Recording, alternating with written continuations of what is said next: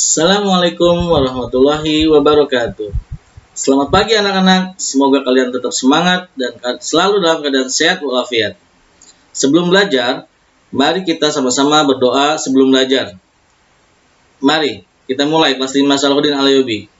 Bismillahirrahmanirrahim. Raditu billahi rabba wa bil islami dina wa bi Muhammadin nabiyyan wa rasula. Rabbi zidni ilman warzuqni fahman.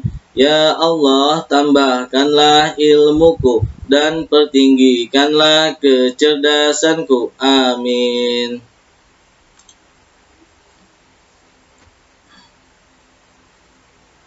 Sekarang kita akan belajar tematik. Tema 1, subtema 1 tentang organ gerak hewan, dan pembelajaran 1 bagaimana cara menentukan ide pokok. Mungkin kalian sudah pernah belajar sebelumnya di kelas 4 tentang mencari ide pokok.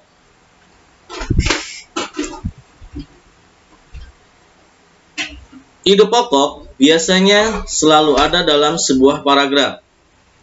Dan paragraf itu sendiri adalah pengembangan dari ide pokok.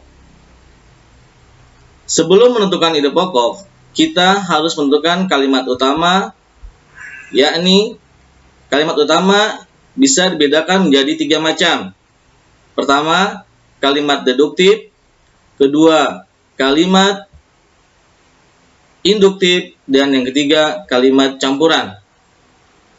Untuk lebih jelasnya, kita akan menonton video sama-sama agar kalian lebih paham.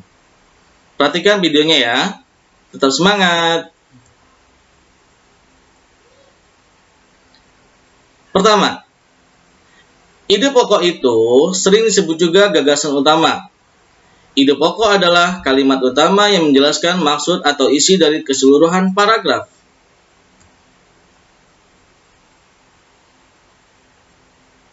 Nah, ini videonya. Kita simak sama-sama ya. Halo teman-teman, kita jumpa lagi di channel Pojok Kelas. Hari ini kita akan membahas tentang ide pokok suatu paragraf dari tema 1, subtema 1, kelas 5 SD, Mupel Bahasa Indonesia.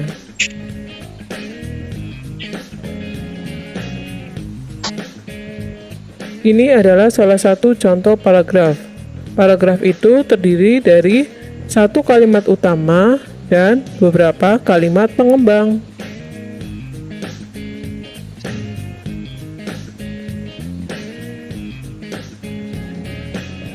Kalimat utama adalah kalimat yang berisi pokok pikiran utama atau ide pokok utama dan menjadi dasar untuk mengembangkan suatu paragraf.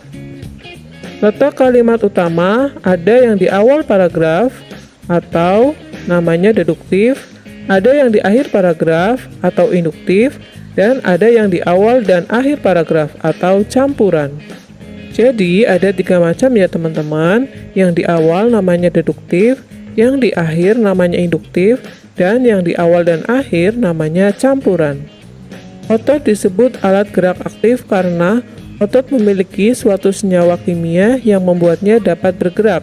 Pada saat otot menempel pada tulang bergerak, otot tersebut akan membuat tulang bergerak. Pada paragraf tersebut terlihat bahwa kalimat utamanya berada di awal paragraf.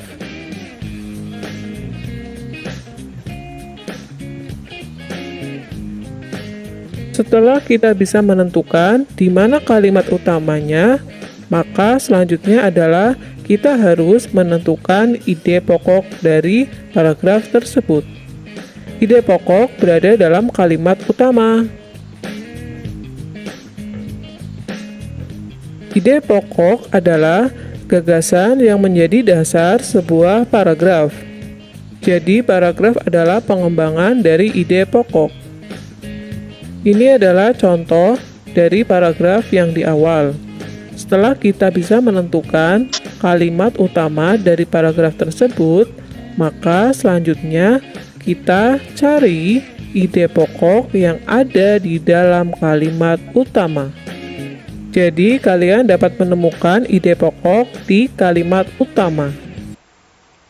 Nah, ini adalah contoh sebuah paragraf yang harus kalian baca dengan seksama. Setelah itu, kalian cari kalimat utamanya. Dalam paragraf ini, kalimat utamanya ada di awal paragraf. Berarti, jenis kalimat utama adalah jenis kalimat utama deduktif. Setelah kalian mencari kalimat utama, baru bisa kalian mencari ide pokok. Dari kalimat utama ini, ide pokoknya, otot merupakan alat gerak aktif. Bisa diambil dari kata-kata awal kalimat. Otot disebut alat gerak aktif. Nah, cara menentukan ide pokok tentunya harus mencari kalimat utama dulu. Sebelumnya, membaca paragraf secara utuh. Oke, udah bisa ya cara menentukan ide pokok. Selanjutnya, coba kita latihan agar kalian lebih paham. Coba buku tematiknya kalian buka pada halaman 3. Di sana ada bacaan, sebuah bacaan. Lalu kalian buka di halaman 4-nya, ada sebuah latihan. Tentukan ide pokok pada paragraf 1, paragraf kedua, dan paragraf ketiga. Selamat mencoba ya. Bapak yakin semua kalian pasti bisa. Tetap semangat.